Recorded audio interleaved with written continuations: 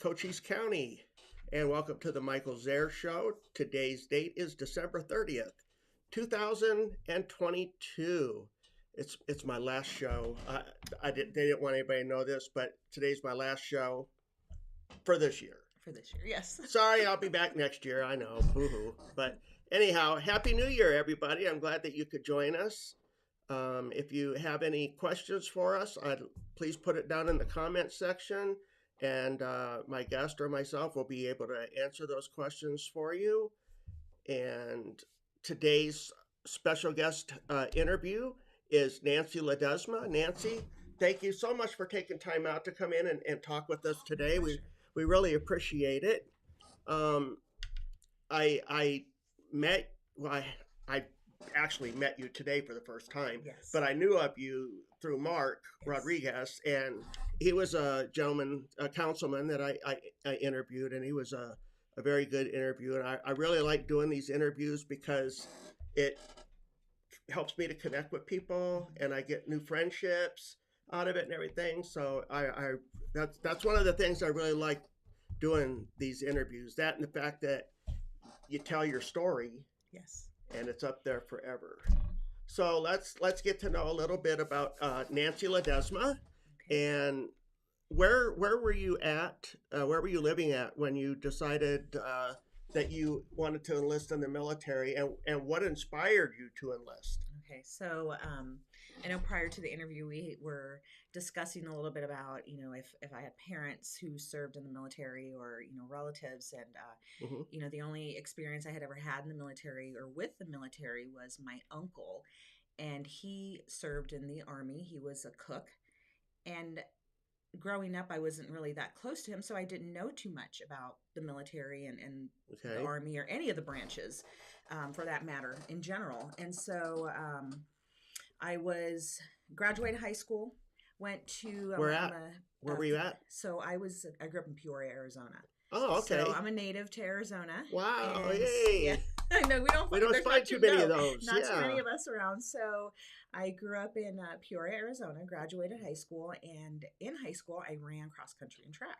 Okay. During that time, I was recruited by Phoenix Community College on partial scholarship to continue my cross country and track career. And so graduated high school, attended Phoenix Community College. Unfortunately, my first year at Phoenix Community College, my dad was diagnosed with diabetes. Oh. So being on a partial scholarship, my parents were picking up the other part of my tuition. Right. And so with being diagnosed with diabetes came doctor bills, medications. Right. And so unfortunately, they were not able to continue to pay for my schooling. And I was actually the first one in my family to go to college. And so we didn't know too much about scholarships or applying for financial aid or any of that, any type of assistance, student loans. Right. So I had just decided to, okay, well, I'm not going to go to school. I'm not going to finish right now. It's not the time. So I started working at a childcare center. So I was a preschool teacher. Okay. For about a year, and I kind of felt like I was still living at home. I was 19. I wanted to go back to school. I didn't want student loans. I didn't know where to start with grants and scholarships, and so I was talking to my high school best friend, and she said, "Hey, why don't you join the military? You can get money for college." Okay. And I thought, And you didn't know that beforehand? And I didn't know that beforehand. That? Okay. I didn't even think about that. Didn't cross my mind. And I thought, okay, sure, I can do that. Yeah. Okay, so tell me more. She goes, well, I spoke to the Marine Corps recruiter. And let me tell you, you get money for college if you serve. You get to travel. You'll get out of Peoria. You'll get free room and board and food. And I'm thinking, wow, this is great. She goes, and you love to run and you love to work out. The Marine Corps, you'll run. So she said, the Marine Corps is the best. And I thought, okay. And I didn't know like I said, I really didn't know anything about the Army, the Navy, the Air Force, none of the other branches. So I went straight to the Marine Corps recruiter. So she took me into his office, introduced me to him, and he's like, so why are you here? Why do you want to join the Marines? I was like, well, because I want to go back to school. And I heard that you guys like to stay physically fit, and I enjoy running. Well, this is the perfect branch for you. And recruiters, they'll Yep. say anything and everything To get you to want to sign. hear to get you to sign. Yep. And my parents had no clue that I was speaking to the Marine Corps recruiter. So, and I had no clue that, the Marines were the few, the proud, the Marines, and, ooh, you're joining the Marine Corps. I got all these comments and I had no clue. I'm like, yeah, I'm joining the Marines. What's the big deal? I get money for school. I get to travel. I get to, do all kinds of fun Right. stuff. And I get to run and work out, and so, so I came home and I told my parents, hey, Mom, Dad, I need to talk to you. So I really want to go back to school. And I went and I spoke to the Marine Corps recruiter with my best friend. And we can go in together on the buddy system, so I won't be alone. And my dad looks at me and he's like, wait, what? You want to do what? Do you know about the Marine Corps? And I'm like, yeah, I spoke to the recruiter and, I'll get money for school and I'll get out of Peoria, start a career. Mija, are you sure you don't want to talk to any of the other branches? No, they like to work out and I'm already set. I'm set. You're stoked. This is the place I want to be. This. And so my best friend and I, we decided we were going to do this together. Well, come to find out, as I'm going through, prepping for the Marine Corps, doing their the DEP program, right? Going through and working out with them and learning more about the Marine Corps and what all it entails, and figuring out my MOS and all that fun stuff. She decided she's going to join the Navy. What? Yes. So she kind of just left me high and dry. She was like, sorry, Nancy, but I think I'm going to join the Navy. I'm like, wait a second. I'm already signed up to join the Marine Corps. You're supposed to be going with me when you graduate high school. What am I going to do? So another friend of mine from high school, she came in and she signed up to go into the buddy program with me. Cool. So that was nice. But yeah, so that's how I started. I really wanted to go back to school. I wanted to stay fit. I wanted to stay in shape. I enjoyed running. And I still enjoy being, physical. So when, so I got talking to the recruiter and, one of the things I didn't know, I'm like, what's an MOS? What does that mean? So what am I going to do when I'm in here? And he's like, for you, I'm thinking more office job. So administration, pay, something. Well, that's stereotypical, isn't it? Yes. And I'm thinking, a woman Marine, what are they gonna, right? Come on. Yeah. So I'm like, okay, office job, sure. So what's out there? And so I chose my 3 MOSs, and my friend from high school, my other friend, she, chose her MOSs, and we left in November of 1993 for Paris Island for boot camp. My mom had a real hard time with it. The recruiter that morning when he came to pick me up, he had to physically grab me and pull me away from her and out of her arms because I didn't want to let go of her. It was a very emotional moment for me. I had no clue, again, what I was getting myself into. I just thought, hey, money for school, get out of Peoria, start a new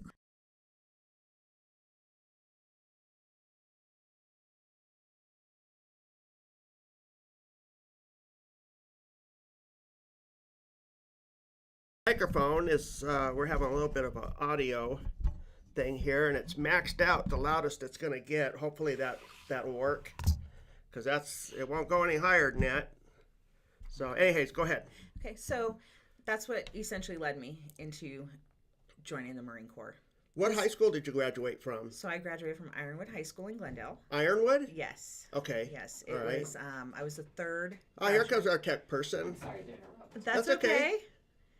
It sounds much better now. Whatever you just did sounds better. I moved closer and Yeah, I'm that speaking helps. a little bit louder. That helps, definitely. Okay. Good job, guys. Start yelling. So you went to Ironwood, I went to Ironwood High School in Glendale, Arizona. I was the third graduating class there. All right. Then what year was it that you actually went into the Marine Corps then? So I graduated in 91, went to Phoenix Community College from 91 to 92, joined the Marine Corps in 93, November of 93. Mark's online. Good morning, Mark. How you doing? Sound off, Marine. Yeah. Thanks for joining us. We got 9 people. Wow, look at that. We got 12 people online this morning. You're popular. I don't think I've ever had 12 people online at one time. Lucky me. So you're in. You chose your. You said you had 3 choices of your MOS, which were what again? So admin, supply, and Marine Corps pay. Okay. Dispersing. And All right. so I ended up getting dispersing 3432. So I was a Marine Corps best friend. Yeah. So anybody who, who knew somebody in pay, that was your best friend because, Right. if your pay gets screwed up, who do they call? They call us. And Yep. and if you know somebody in pay, then that's even better because your paperwork gets through a little bit faster. So I went to boot camp. Where was boot camp? South Carolina, Parris Island. Parris Island. And Okay. as of recent, they have opened up boot camp to female Marines in San Diego. So San Diego used to be just strictly males west of the Mississippi, and anyone east of the Mississippi went to Parris Island to include the females. And so, so I went to South Carolina, Parris Island, back in November of 1993. And Wow. it was scary. Now you had never been on the East Coast, right? So I what had- was that experience like for you? Miserable. So it was cold. Okay. I had heard stories about sand fleas and swamps and alligators and Humidity. Yeah. And I didn't know. Arizona, growing Yeah. up in Phoenix, it doesn't get cold. Nope. We We it's a hardly dry have heat. any humidity, Yes, right? Yes, we hardly have any humidity. And so, I step off the bus and step onto those yellow footprints, those infamous yellow footprints, and immediately you're getting yelled at. And I'm thinking, Uh-oh. what did I get myself into? The first couple of weeks were pretty tough. I cried silently in my bed. I wanted to go home. My buddy that I went to boot camp with ended up getting injured, unfortunately, and she got sent home within the first 2 weeks. So I was on my own. Oh no. Yes. So boot camp was intense, and I understood why the Marines are the few, the proud. Right. When I arrived at boot camp, I understood, and everything started clicking. You're joining the Marine Corps. Are you crazy? So I laid there many a nights thinking, what did I get myself into? Is this really what I want to do for the rest of my life? So Yeah, I know. And then, because it's not like you're used to having somebody in your face all the time and yes. trying to break you down and build you back up in the military mold, Yes. So, Yes. And, that was one of the fears my mother had. How are you going to be able to handle having someone telling you what to do because you are so independent? Right. I was very independent growing up. My parents raised me to be independent. And how are you going to be able to handle somebody yelling at you all the time in your face, telling you what to do, when to go to the bathroom, when to take a shower, when to eat, how to sit, how to stand? How are you going to be able to handle that? And that was her biggest fear. She's not going to be able to do this. This is going to be hard for her. She underestimated you, didn't she? She did. And, just like anyone else who's gone through boot camp, any branch of service, you just kind of adapt and you overcome, and, you learn to just follow those orders and do as expected and, kind of lay low. But unfortunately for me, that wasn't the case. The second phase of boot camp, I was nominated to be a squad leader. Wow. And I wasn't sure about it at first. I thought, wait, my platoon wants me to be a squad leader? Okay. So then third phase of boot camp, they nominated me to be the guide. So I was in charge of the platoon. I was a liaison between the drill instructors and my platoon. And if my platoon screwed up, guess who got to hear it? So I did. So I graduated guide from boot camp in February of '94. That's an honor. Yes, it was. And I ended up, like I said, getting the MOS that I was hoping for, 34, 32 dispersing. And I, after boot camp, came home for my 10 days leave. So back in the 90s, we did not have MCT like the women do today. So Now, for your boot camp, how long was it? it was 3 months, 12 3 weeks. months? Mhm. And then you go from there, you said you got 10-day leave, and then what did you do? Go So into then AIT after that? Or MOS school, for your- military occupation, yes. Yeah. And so I went to my MOS school in North Carolina, Camp Johnson. And there on North Carolina Camp Johnson, there was also Motor T was there for their schooling, and I can't remember what other schools, but that's where they send dispersing clerks to go to school. And school was another 3 months. So I was there from February to May. Wow, so 6 months of your training was just, wow. Yes, yes. And then from there, I got my orders for Camp Pendleton. So I was ecstatic because I was only Closer to home? 7, 8 hours away from home. Yeah. Yes, yes. And I love California. I love the ocean. I love being near the water. And now I'm like, okay, I get free room and board and food and a job and get paid to live near the ocean. So Grace made a comment here. Grace Trevino, thanks for joining us, said that she says, love you, Nancy. So proud of you. So that's Mark's mom. yeah, Hi. yeah. And so when you get to Camp Pendleton, though, that's the first time you're going to California as a military Yes. service member, as a Marine. Yes. So because you would never have had access to Camp Pendleton had you not been. And so what was that like for you? That had to be a different experience going on the base there, right? Yes. So going back to boot camp, when they tell you, when they dismiss you as a platoon and, you're there for 3 months and you're being told, when to eat, how to sit, where to go, when to stand, when to, they're telling you everything every minute of your day. And when they say platoon dismissed, it's kind of standing there on the parade deck like, okay, what do I do now? I have these orders, but where do I go? I get to go home, but then what? Wait, after I go home, then what? Okay, so then I go to MOS school, but then after MOS school, I go to my duty station, and how am I going to get there? Who's going to take me? Again, my family had no experience, right? And so I relied a lot on my recruiter. Thankfully, he was there to help me, guide me and hey, yes, you have your orders. You get to come home. This is your next step. And then this is, how you get to the airport, have your family take you, get back on that plane. You get to your next duty station, grab a cab, go to school, check in there. Somebody will be there to guide you. And so when I got to my first duty station, it was scary. My parents drove me. So I, again, went home, grabbed all my things. And this time I was excited because I got to take my own vehicle. So my parents helped pack me up and drive me out to Camp Pendleton. I remember driving through that gate thinking, okay, here's my orders. Where do I go? I remember asking the gate guard, here's my orders. Where do I go? Oh, okay, hang on a second. Pull over and come on in and into the guard shack and we'll look and I'll tell you where to go. And so that was helpful. But it was scary. Camp Pendleton is huge. If anyone has ever been there, it is a huge military base.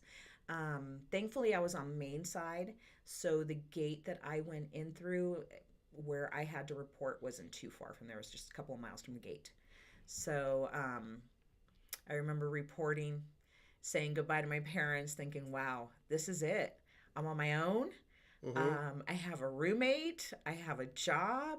I can kind of come and go as I please, within certain boundaries. You don't have anybody getting in your face, yelling at you, telling you what to do. Well, it's still there. It's still there. You still have, my staff sergeant was still a little, he was very traditional. Right. During PT, they still get in your face a little bit. But yeah, it was very different. Time change. That was another thing that was new to me. So going to Camp Pendleton, I was on a different time zone. So I get up to go to work the next morning and, we're in a different time zone and they're like, you're late. You're late, Ledesma. I'm like, I'm not late. What are you talking about? Yeah, we're in a different time zone. And back then we didn't have our cell phones that automatically change Nope. time zones when you go from state to state to state. And so, and so I had to explain to them, Arizona doesn't have a time change. We don't observe time differences. I, again, I didn't know. This is my first time away from home. And so that was something new. That was a hard lesson learned. So I spent my 4 years at Camp Pendleton as a dispersing clerk. I didn't go anywhere else. I did my 4 years, and after giving birth to my first child and them asking me, the Marine Corps asking me, hey, if you and your husband at the time, if you were to get deployed, who do you want your child to go to? I looked at them and I thought, wait, what? This is a real thing? And they said, yeah. So if you and your husband were to get deployed, who do you want to take care of your child? I'm like, me. Well, you could be deployed, so you need to designate someone to take care of your child. And so I had designated my parents, and after that, I realized I'm not going to make this a career. No? No. Didn't want to be away from your kid? I didn't. No? I didn't. I wanted to stay home and raise her. So, yeah. So that's what. So what was your duty like? Because you're going from boot camp where, like I said, they're in your face. They're getting you go. So now that you're at your first duty station, now you're working. Now you have to learn that new work routine. Wasn't it a really different kind of a feel to it? Would you say, or no? It was, because I had a routine. Yeah. I had a routine where, when I was a civilian, I didn't have a routine. I would get up in the morning, go to work. If I had to be scheduled to work that day, if I happened to be scheduled to work, get off work, sometimes early, sometimes a little bit later, came home, hung out with my friends. And so now, I'm having to wake up 5 days a week, 05:30, report for PT, then go shower, change into uniform, go to work, have an hour and a half for lunch, again PT if you wanted to, or you take an hour lunch if you chose not to PT. Right. And then back to work, 16:30, you're done for the day. And, and it wasn't just you're done for the day. It's like, do you have barracks duty this week? Do you have other duties that you need to take care of? Right. So it was very, yes, they're not in your face every minute of every, day, but you're still being told what to do and when to do it. And it was very, very rigid routine. Well, what I meant was like they break you down, yes, and then they build you up into like what they expect. Mm-hmm. But when you get to your boot camp, like you're saying, it's almost like you're given, the way it was for me, but again, I was Army, but was that it was like almost like a 9-to-5 job, but yes, yet you still had everything you did. Now you were responsible for. You didn't. That's what I was trying to say. You didn't have somebody in your face yelling at you or guiding yes, you, telling you what to do. Now you had to check your duty roster and yes, yeah, yes, same thing. And and one of the things too is that you don't ever, and again, like as you mentioned, being in the military, you don't just leave your job, go home, change into your civilian clothes, and you're no longer a service member. You're still a service member. Yep. You still carry yourself that way in the civilian world. And even today, I still find myself, I have a hard time carrying things in my right hand because the right hand's supposed to be left for saluting officers.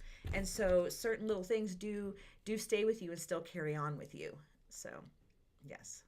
And it's just the simple things too, like respecting other people. Yes. Yes sir, no sir, yes ma'am, no ma'am. That kind of stuff too. It's just yes. It just all. I mean, I think that the military has really done a great thing for people because of that. Because it teaches them.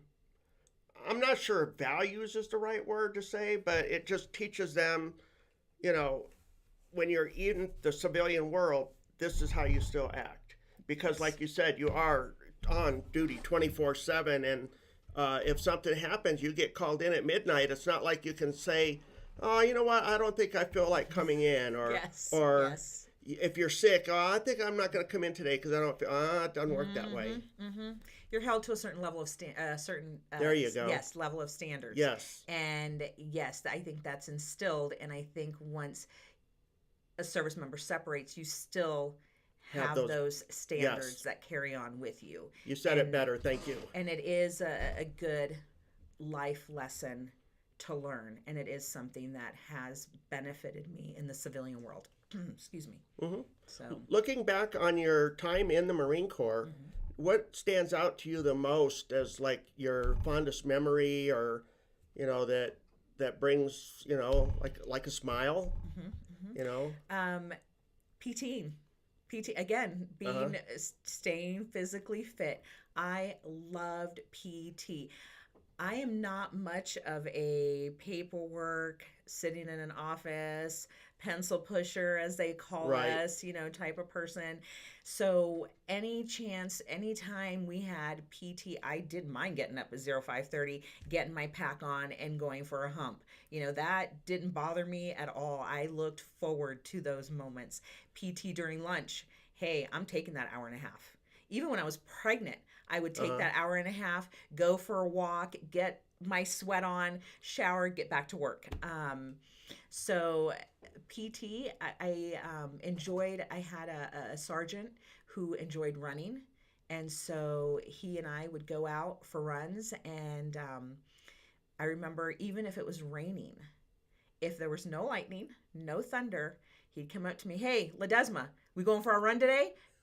Yep, it's not thundering, it's not lightning, we don't have a red flag or black flag out there, we're going. And so sure enough, we would get our PT clothes on and we'd go out for our daily run.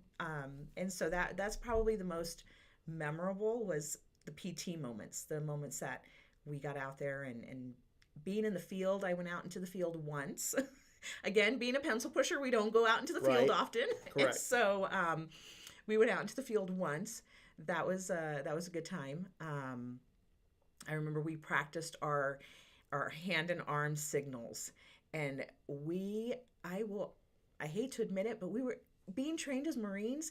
When you're in an office all day and you don't practice that on the regular, and you go out and we were horrible.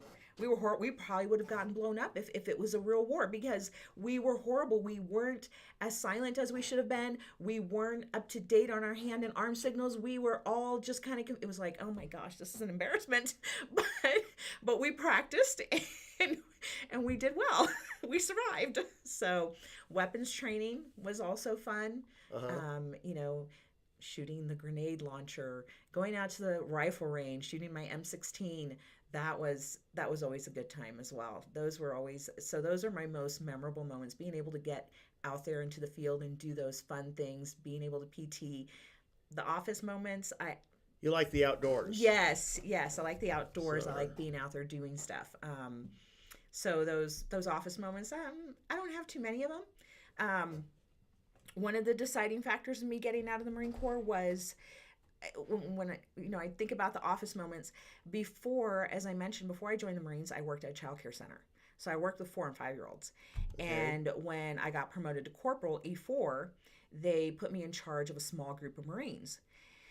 And so I was getting these Marines coming, straight from their MOS training. They're 18, 19 years old, and they reminded me a lot. I hate to say this, but they reminded me a lot of the 4 and 5-year-olds that I had worked with prior to enlisting.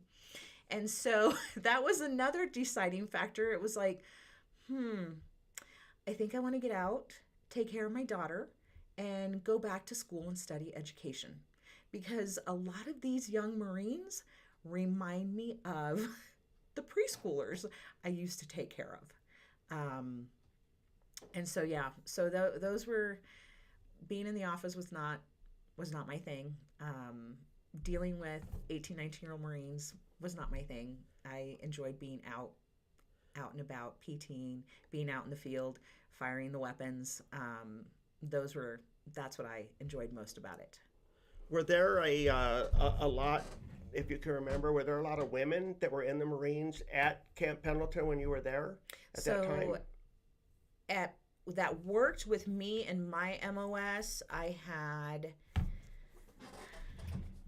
there were about 5 of us. Okay. 5 of us out of about 80 Marines. So yes, when we say, the few, the proud, the Marines, the female Marines were definitely the few. So there were about 5 of us that I was stationed with in my unit, and the rest were male Marines. That's why you're so very good with young children. Giving away your secrets here. Yes. I think that you should take pride in the fact that there are not that many women Marines that I've met and interviewed. I think 2 other besides yourself, and so it's a rarity, and it's a thing to be proud of. Looking back, and that you're wanting to serve, your country, and the Marine Corps, which is probably the most grueling of all of the military services for their basic training and everything. And the fact that you came out of it and you have such a positive attitude and everything, it's great. That I love to see these success stories of people that go in that don't make it a career, but yet it still affected their entire lives. Yes. Looking back. Yes. And I sense that from you. Yes. That you get that. Yes. I'm very grateful. I made that decision. I'm very grateful that I joined the Marine Corps. I'm grateful that I joined because I learned so much about what it truly meant to be a Marine and serve my country. So yes, I have no regrets at all whatsoever. And you set an example for your kids and grandkids, as they get older, knowing that you did that. And they might be like, wow, I want to be like Mom, or I want to be like Grandma. I think, if she can be a Marine, I can be a Marine too. And following your footsteps. So that's another thing that's great about. How did you decide, when you decided to get out? You said you were in for 4 years, and you got out. Did you stay there at Camp Pendleton? Where did you go? So after my ex-husband and I, we had both decided to. Mark said you brainwashed his daughter. Yes, she's a Marine. Yay! So after the birth of my daughter, and they asked, hey, if you and your husband at the time decided to, if you guys get deployed, who do you want your child to go to? I was like, I'm going to take care of my child. So I decided I'm not going to re-enlist. And so we ended up going to Hemet, California, and we both started school at Mount San Jacinto using the GI Bill. Where's that at? So Hemet is tucked away. It's a little small town just northwest of, it's northeast of Temecula, California. So it wasn't too far. It was about two hours inland from the ocean. Okay. So about 2 hours inland from Camp Pendleton. Okay. So it wasn't too far. So why did you guys choose that place of all places? What about that area appealed to you? So my ex-husband was playing Marine Corps football and got recruited by Mount San Jacinto to play football for them. So we decided to stay in the area, go to Mount San Jacinto, get our associate's degrees. He was also pursuing his degree in education. And so then from there, he got recruited to play football for Mid-America Nazarene University in Olathe, Kansas. So we ended up moving to Olathe, Kansas, and spent 10 years in Olathe, Kansas, and finished our degrees in education. So that's what kept us there in California, and then took us essentially to Olathe, Kansas. So how did you end up here in Sierra Vista? So after my divorce, I decided to move back to Arizona. Okay. I wanted to be close to family. At that time, I had 3 children. My oldest at the time, she was 10. My son was 4, and my youngest was 2. And I wanted to be close to family. So I decided to move back to Arizona. I was living back in Peoria, and it was quite a difference from 10 years in suburban Olathe, Kansas, coming back to busy city Peoria. And my brother at the time was stationed out here at Fort Huachuca. He just retired, 24 years, Army. He Okay. was a warrant officer in the Army. And he was stationed out here. It was 2008, stock market crashed. He had a house out here. He was getting ready to deploy to Afghanistan. And he said to me, hey, I'm getting ready to deploy. I can't sell my house. Stock market just crashed. Is there any way you can find a teaching job out here? Schools are great out here, and take care of my house. And I was like, yeah, I think I can do that. Peoria's too busy. It's a little bit more than what I expected. Not exactly where I want to raise the kids. So I started looking for anything in early childhood. And I ended up finding a job with Easter Steel's Blake Foundation as an early childhood coach through Quality First. Okay. And so we ended up moving out here the summer of 2009. And then my brother, shortly after we moved out here, deployed to Afghanistan. So we've been here since 2009, the kids and I. And so, yeah. So we moved out to Palominas, and the kids went to school in Palominas. And much different way of life. I didn't know Sierra Vista even existed.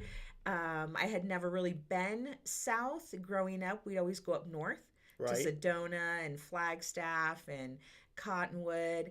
Rarely did we come down south. We went to Nogales a couple of times as kids, but never really explored southern Arizona. And so, yeah, so 2009, I've been here since. And yeah. One thing that I skipped over, and I apologize. That's okay. When you were talking about your education, and then I asked how you came here, and you're talking about how you were into child development. So I meant to ask you, with your education degree, what kind of a degree did you end up getting? If you want to share that with us. So, again, I had joined the Marine Corps partly for GI Bill, went back to school, ended up getting my bachelor's degree in early childhood development. And I explored all avenues of early childhood. And the reason, again, I went for early childhood was, one, prior to joining the Marine Corps, I worked at a child care center, and I loved working with children. And then having my own daughter, I wanted to understand her development. You have a baby, you leave the hospital, they're like, here you go, bye. They don't come with instructions. Nope. And and being a first-time mom, I'm like, what do I do with her? Why is she crying? So how do you change a diaper? Yes, all of it. And so I wanted to understand her development, why she did the things she did. And I was always fascinated and intrigued by early childhood development, brain development, all of that. And so I went to the University of St. Mary's at Fort Leavenworth, Kansas, and got my degree in early childhood development. And so I explored different avenues of early childhood. I was a parent educator with Parents as Teachers for a couple of years in Olathe, Kansas. Then when I came here, I was an early childhood coach through Quality First, working with child care centers and child care homes, helping them improve the quality of care for children. And then I decided I wanted to go back into the classroom and work with children directly. And so I started at Carmichael Head Start. Then after Carmichael Head Start, I went to PDS Head Start. After PDS Head Start, I went ahead and got my teaching certificate and taught kindergarten at Carmichael for about a year, and then got recruited last year to teach for Arizona state schools for the deaf and blind. And so I am currently a deaf and hard of hearing teacher for ASDB. And so I service, so different school districts contract us out to work with their deaf and hard of hearing students. And so I service Douglas, Naco, and Wilcox. And we have two itinerant teachers. It is. A lot of mileage. Yeah. Well, they provide us with the state car, which is nice. Good. Yes. Okay. So they didn't keep me in Sierra Vista because we have two teachers that travel in from Tucson and service the students in Sierra Vista. And so for them, it's the same distance from Tucson to Sierra Vista as it is for me from Sierra Vista to Douglas. And that's where the majority of my students are. And I'm bilingual. And so they wanted someone who was bilingual and who who lives in the area and can go to Douglas. And so I currently service Douglas, Naco, and Wilcox as a deaf and Wow. hard of hearing teacher. Wow. Yeah. Now, you said that you had a certificate in education for early childhood development, but then you said that you went and got a teaching degree. Yes, I had. So, how much more education did you have between the early childhood development and the teacher? How long did that take you for that? So because there's such a teacher shortage throughout the nation, Arizona recognized my bachelor's degree in early childhood development. So I good. didn't have to take any, None. well, not true. I take that back. I did have to, in order to get certified, become a certified teacher in the state of Arizona, I had to take a dyslexia course and Arizona Constitution because I didn't get my degree in Arizona. So those were two Okay. courses I had to take.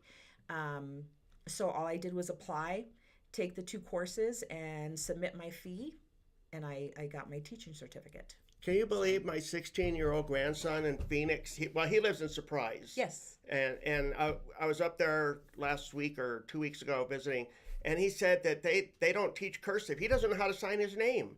I'm like, what? My wife teaches third grade at Bella Vista. She teaches cursive. Yes. Because that's a skill that needs to be taught. But if you can't sign your name, I asked him, I said, how are you going to cash your paychecks? You know, I mean, I guess print on there for deposit only or something, I guess. I don't know. But I just was mind blown that people at today's, my grandson, 16, and can't sign his name. That's just wow. Yeah, and it varies from district to district. Yeah. Yes, it varies from district to district. My kids, they don't know how to write in cursive, so I had to teach them. Yeah. Because it wasn't taught. And so slowly some districts are getting back to it. I know in Douglas they do teach cursive.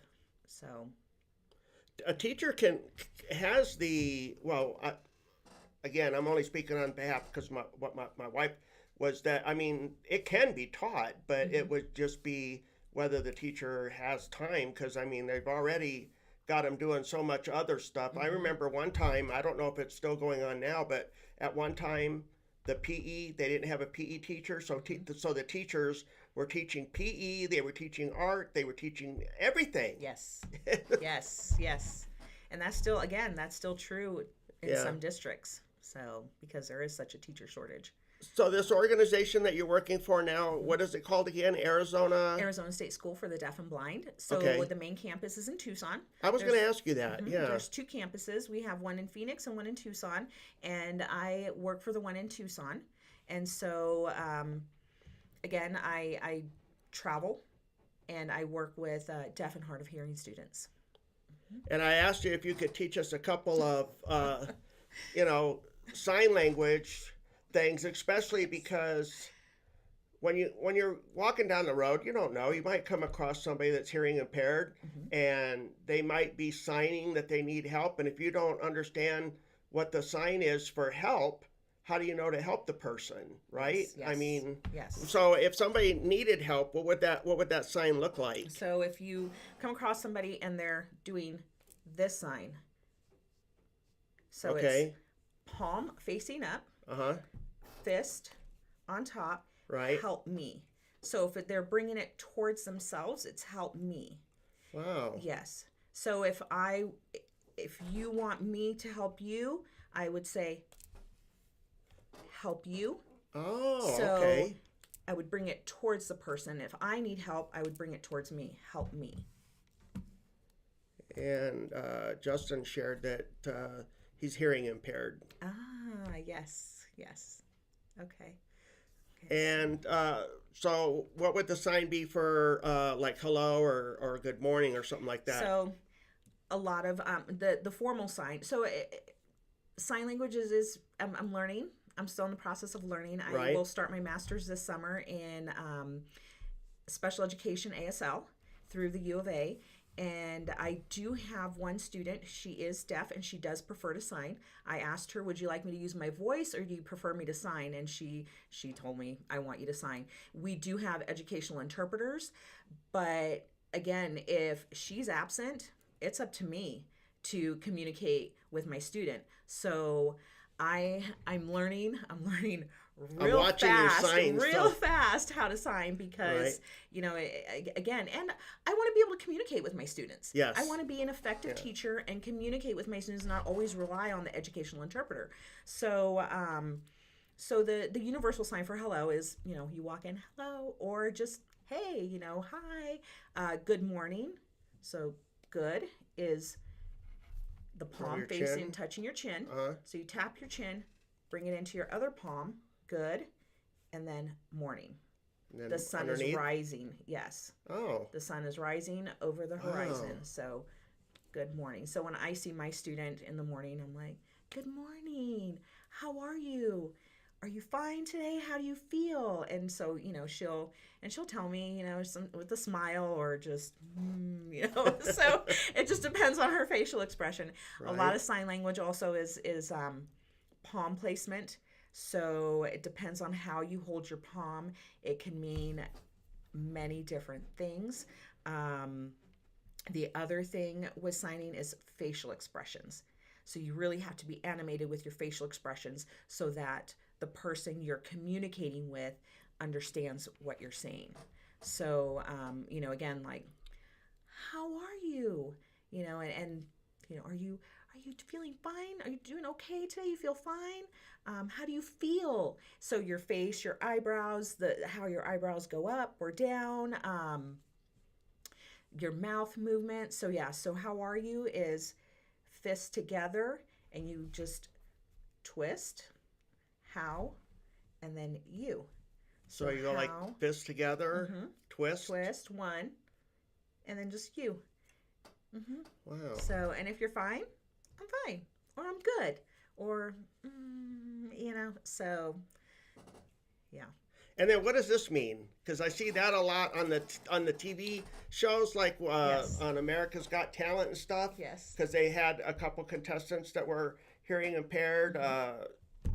One of them, I think, Cody, he won actually. Okay. But there was another a younger girl, and she was dancing, and she couldn't hear the music, but she could feel the music. Yes. And the whole audience was doing this. So what does that mean? So that's clapping. That's clapping? Yes, that's clapping and sign. Okay. So so if you see people doing this, they're clapping. Yes, they're clapping for you. Yeah, yay. They're not jazz hands. They're not jazz hands. They're clapping. In the deaf community, that's clapping. That's their way of clapping. So. Oh wow. Yeah.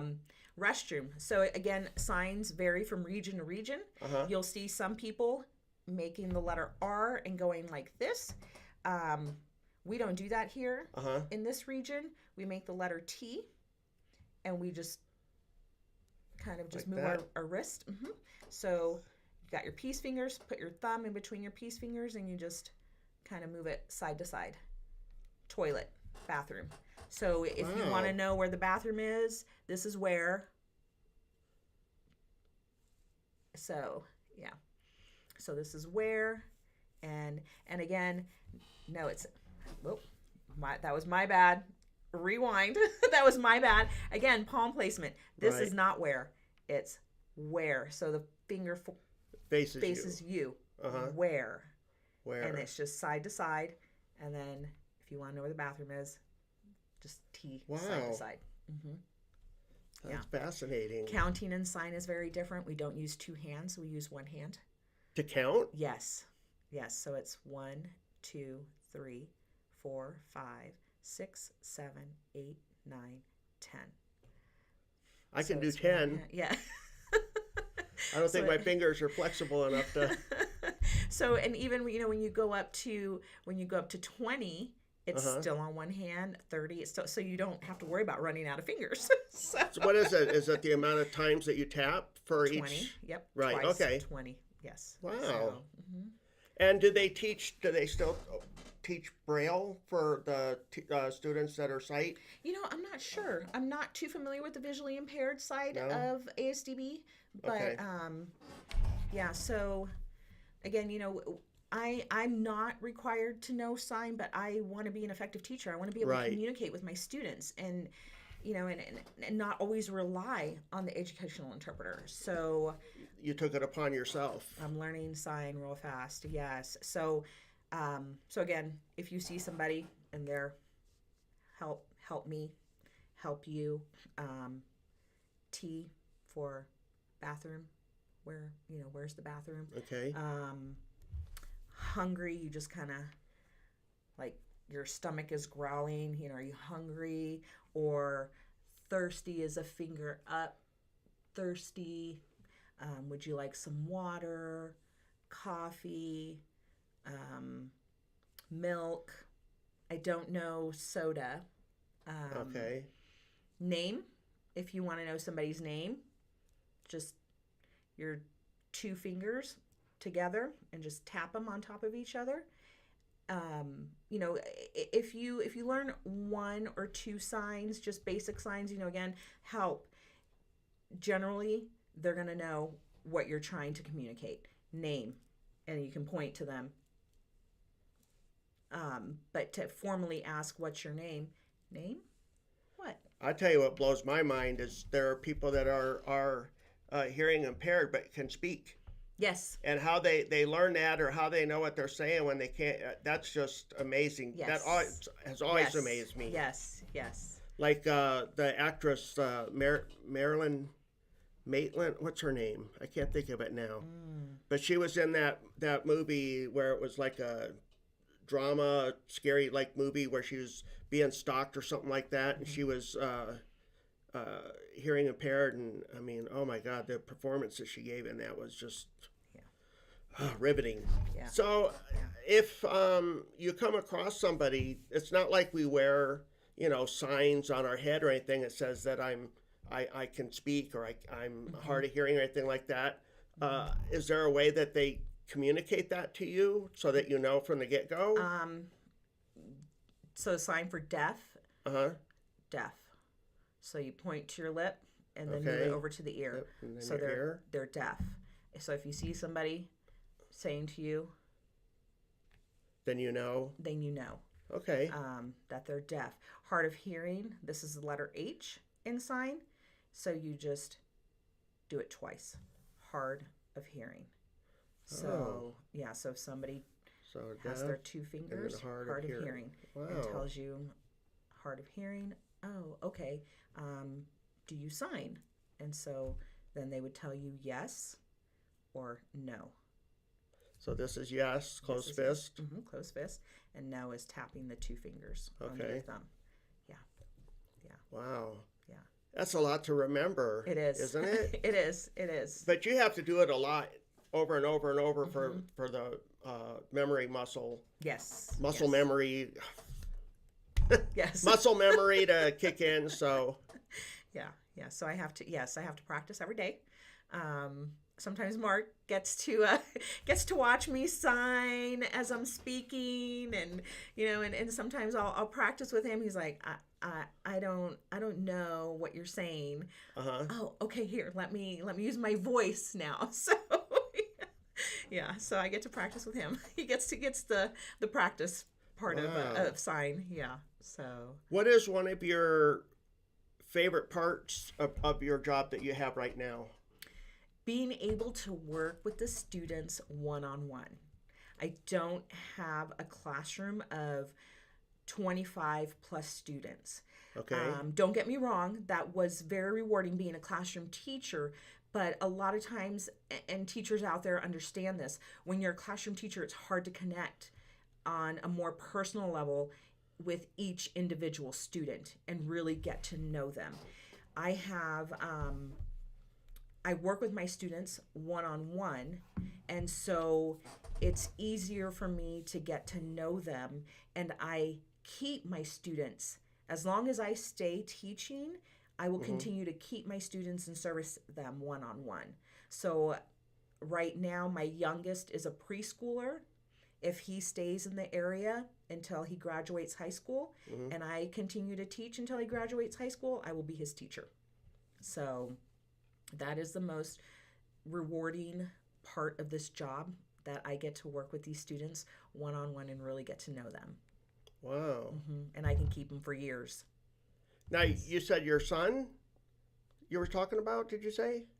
that you get to keep for years, or did I misunderstand? No, my students. Your My students. I yeah. thought you said. I'll get to keep my students for For- years. So okay. so my preschooler that I have, I see what you're saying. yes, if he stays in the area and I continue teaching for ASDB, more than likely I'll get to keep him throughout his Wow, okay. educational career. That's Yes. cool. Mhm. And it benefits the child because they're not having to deal with somebody different every year. Yes. Yes. So it gives them that stability. Yeah. So before we close here, I wanted to go over some of the items that you brought in to share with us. So I just brought in a few things. My boot camp picture. Okay. Yes. So this is it's a little big. Love the hat. And so our covers, over the years, those of you who are current Marines know that they have changed. Female Marines don't wear the bucket hat anymore. Right. They wear, the more flat hat that the male Marines wear. And my boot camp picture is falling out. This is my platoon that I graduated with. I still keep in touch with 2 of my drill instructors. Okay. Yeah, through social media, which that's the beauty of social media is you get to reconnect with people. You did share with me that one of your drill instructors had taken their own life. Yes. And yes. one of the things that the Warrior Healing Center is huge on is trying to prevent that. Yeah. So that's another one of the biggest reasons I love working out of this building is that their goal is to try and help veterans before it gets to that crisis. Yeah. And it's such a drastic step to take, and we need to be helping these people so that they don't have to make that choice. Yeah. So I'm sorry that happened, yeah. and I appreciate you sharing that with me earlier. Yeah, well, thank you. This I found. This is a postcard. A postcard I wrote to my family when I was in boot camp. Uh-huh. And it's kind of hard to see, but it says Women Recruit Training Battalion. And it's kind of hard to see the postmark date here. But the postcard reads, "Dear family, hi, how are you? Just wanted to say hello and I miss you. Mom, I need you to send a copy of my baptism certificate as soon as possible so that I can get confirmed. And I also want you to send my eyeshadow and tweezers." My eyeshadow and tweezers as soon as possible. Just think, a few more weeks to go. Who all is coming to my graduation? Oh, arrange your flights with US Air. Call the US Air terminal so they can give you info. I gotta go. Love you, Nancy. P.S. I'll write again soon. And then it says, also send me some brisket in a white squeezable tube. The tube is red. So you ran out of room, so she's writing around the postcard. So I had to wrap around the postcard there. Yes. So, Recruit Ledesma, my social security number on there. I can't believe we would write our social security numbers on everything and just send it for everybody to see. Yeah. Now we wouldn't do that. So this is an old gem from boot camp that I had sent my parents. Let's see. I still have my dog tags. Wow. A necklace that my dad had bought me with the Marine Corps emblem. So I have that. Let me see, what else do I have here? This was my meanest drill instructor, Sergeant Hawkins. Uh-huh. Really mean, but my favorite. She really whipped me into shape. So I'm glad I have a picture with her. And let's see. Yeah, when I was in MOS training, they had a weightlifting competition. Okay. And I did the bench press. And this is my CO at the time at Camp Johnson. And I won first place in bench press. Wow. I bench pressed 120 pounds. So, wow. Yeah, that was one of my first awards that I received in the Marine Corps. So, yeah, those are just a few little things. What's that other one right there? Oh, this one. Yeah. This is MOS training. So it's kind of hard to see. I am right here, and I have a little red felt on my collar. Okay. And so red felt meant that you were a squad leader. So in school, again, I was nominated to be a squad leader. So, Wow. yeah. So, yeah, that was at Camp Johnson, 3 May. I don't know if you can see it, but 3 May 94. Yep. Old picture. Yep. Yes. Yes. So, It says financial management. yes. Financial management school. Do you have any last thing that you'd like to share in closing with our audience? Any words of wisdom or guidance or? Just thank you to all the veterans and whoever is currently serving. Thank you for your service. I know the sacrifice it is, and I'm honored to have served with many great Marines. If you're thinking about joining the military, I say do it. It's a great experience. I even tell my own kids, if you think about joining the military, I fully support you now that I know what it's like, what I've been through, everything that I've learned, everything that I've gained from it. I encourage young adults to, explore that avenue. And again, I want to thank veterans and those who are currently serving for all that you do for our country. So, well said. Thank you so much again for coming in and joining Thanks us for today. having Appreciate me. it. Thank you for having me. No announcements this week for the New Year's coming upon us. New Year's Eve is tomorrow night, actually. Yeah. So you got anything planned for New Year's Eve? Dinner with friends, and and then after that, I don't know. Yeah. All right. Well, thank you everybody for joining us. Nancy, again, thank you for joining us. Have a safe and happy weekend, everybody. Happy New Year's. And I will see you in 2023. Bye. Bye.